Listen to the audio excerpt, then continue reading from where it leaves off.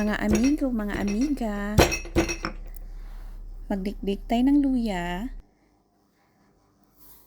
lagay sa gilid, maghanda tayo ng sibuyas at saka bawang. Tapos ilagay lahat sila sa gilid. Nagsama na rin pala ako ng malunggay, saka marinated na manok. Kagabi pa yan minarinate. Ayan, igisa ang bawang at saka sibuyas hanggang sa maluto o magkulay brown.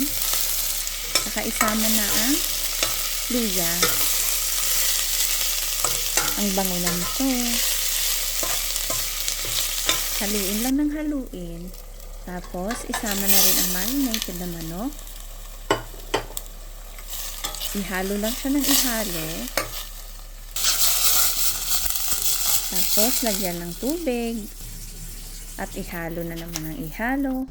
Ilagay ang sticky rice. At saka lagyan ng chicken or cubes.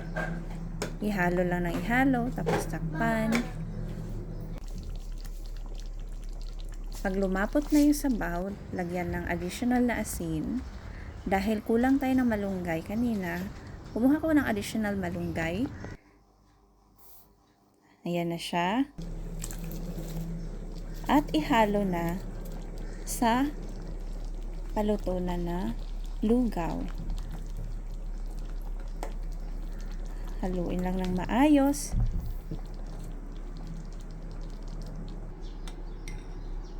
At yan na, kain na tayo. Naghiwa na rin ako ng hard-boiled egg dyan. Yun lang, salamat.